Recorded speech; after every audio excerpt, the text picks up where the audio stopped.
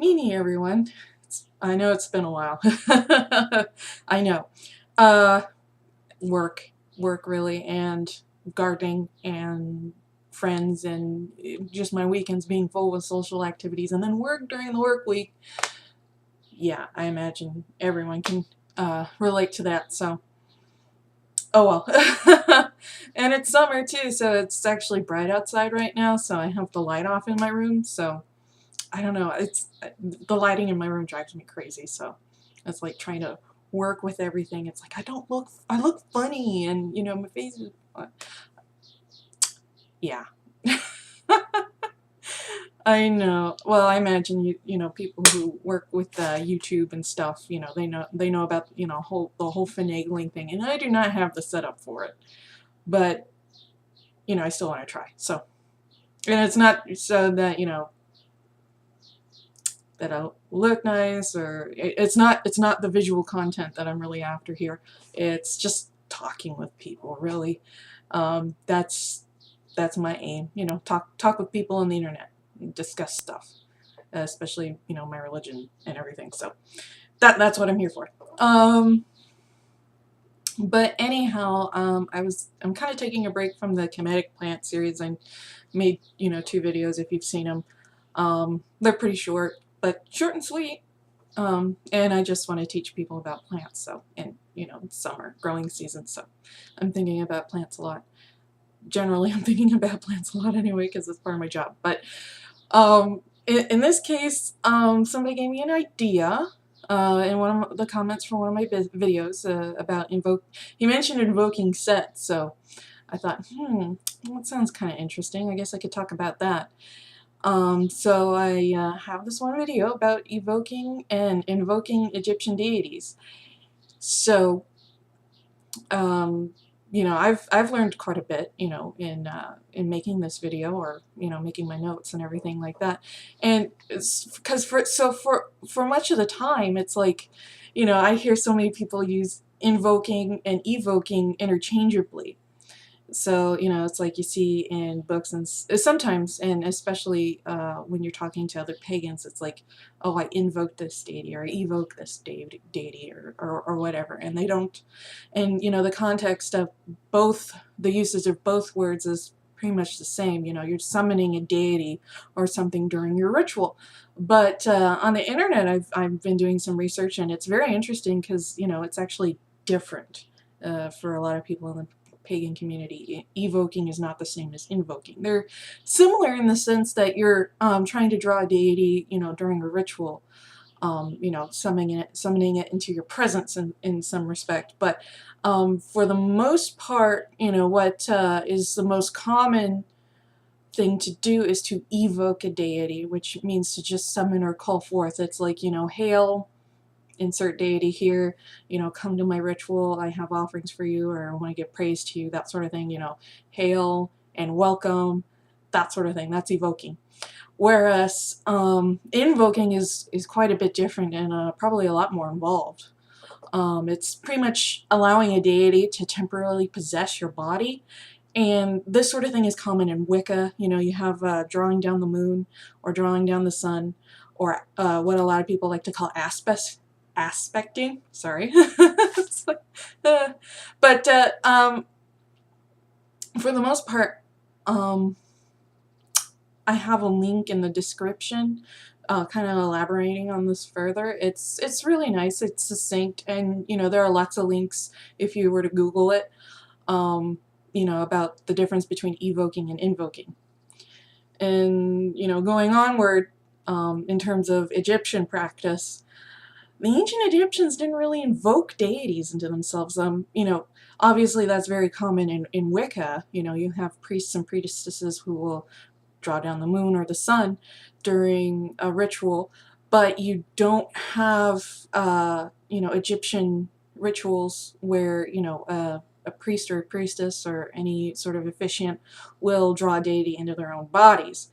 You do see this in maybe some African religions, like diasporic religions, like Voodoo. I'm not sure about Santeria, but Voodoo, is very, very common to ride the loa is what it's called. So, you know, you can see plenty of examples like of this within, you know, other cultures, but I have never ever heard of anything like this in traditional Egyptian religion. Obviously, you know, in modern day it might be different, but ancient texts talking about it, not really. So I've never done it myself. I guess, you know, you can take that as what you will. I have seen other people do it though. Like in the one pagan group I belong to. I always drop that down. It's like the pagan group I belong to. It's like, well, who is it? Well, never mind. But um, yeah, it's like the priestess I know. She's my friend, and then, you know, some of the other priests in the group. They have aspected deities before. Like I remember one particular rite. It was a Samhain rite, and my friend, the priestess, she aspected the Morgan, and the priest in the ritual, he aspected the Dagda. And, you know, that was a very nice ritual. I had a good time with that one. I didn't even actually realize that we were doing it at the time until they told me afterwards. It's like, oh yeah, you know, Morgan was feeling this and this and this. And it was actually kind of funny because that particular ritual, I mean, we were having a party and it was beforehand. And there was this one woman there. Gosh, I don't know who she was because I think she was only there the one time. But she got kind of, you know, drunk. And you know, she was actually, it was pretty unbecoming behavior, where she was actually vomiting outside because she had gotten so drunk that she got to that point.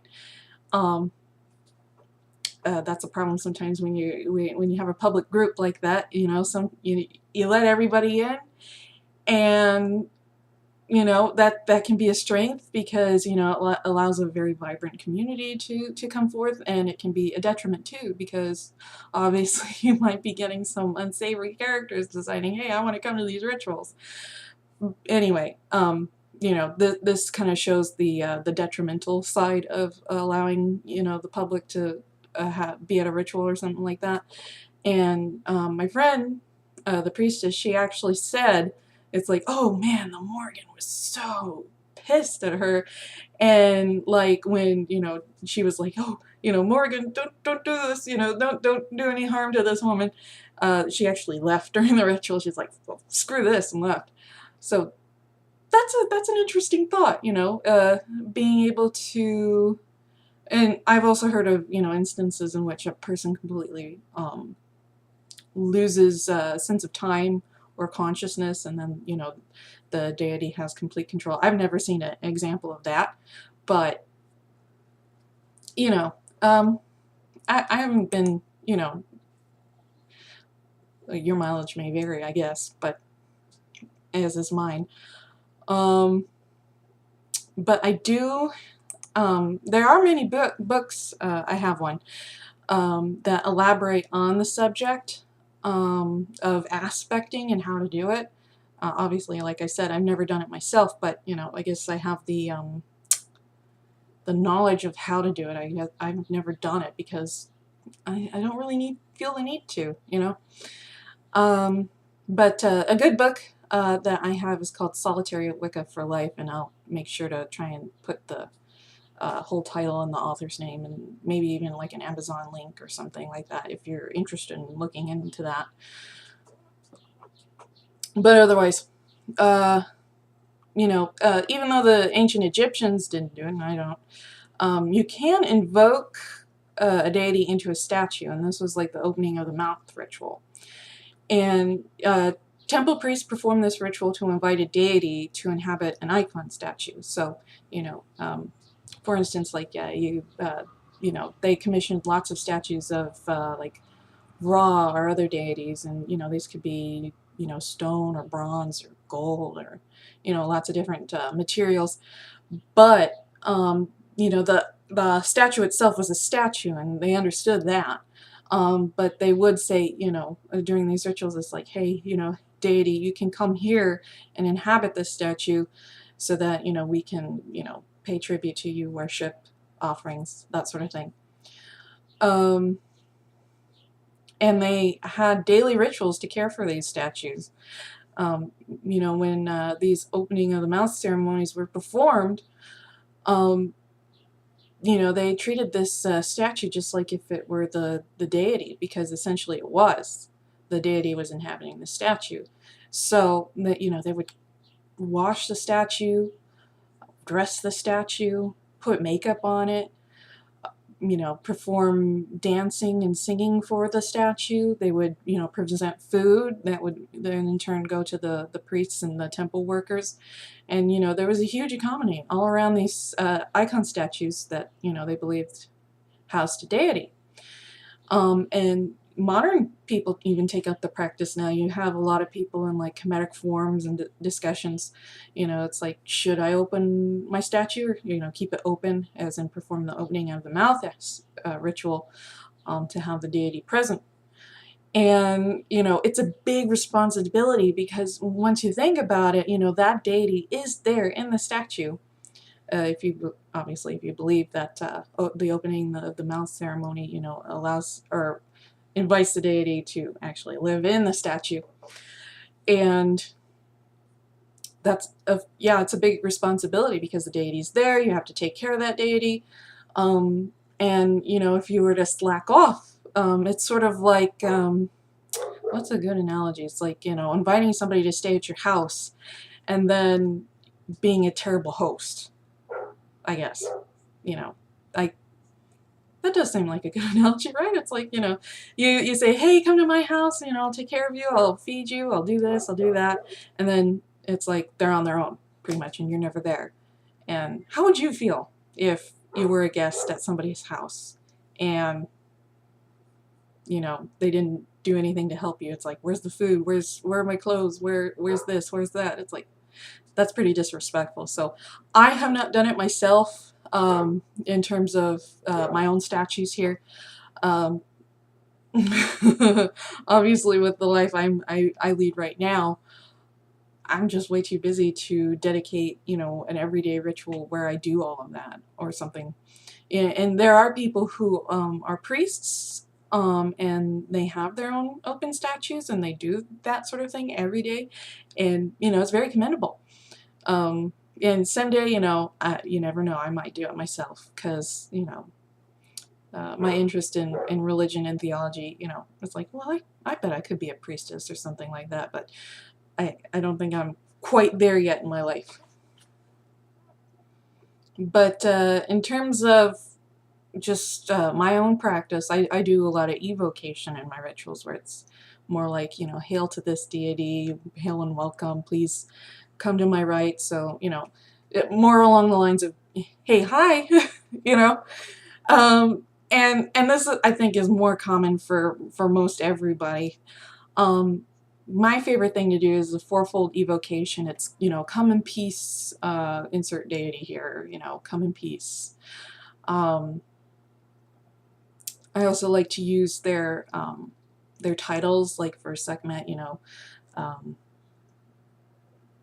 Lady of Pestilence, or I'm drawing a blank. You know, Lady of Pestilence or Lady of the Sky. You know, she is this, or the Eye of Ra, or for Sed, it's like he who makes the sky shake, Lord of Nubet. Yeah, you know, those sorts of things. And there are some great examples, like, you know, if you looked up on the internet, or, you know, there are lots of books that have that kind of information about all their titles and stuff. You know, you can make up your own too.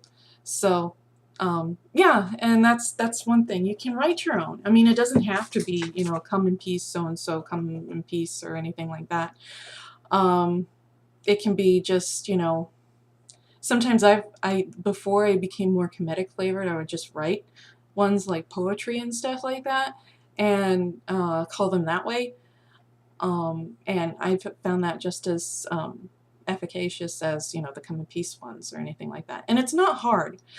You know, pretty much the thing about evoking is you're just inviting the deity to be there during her rite.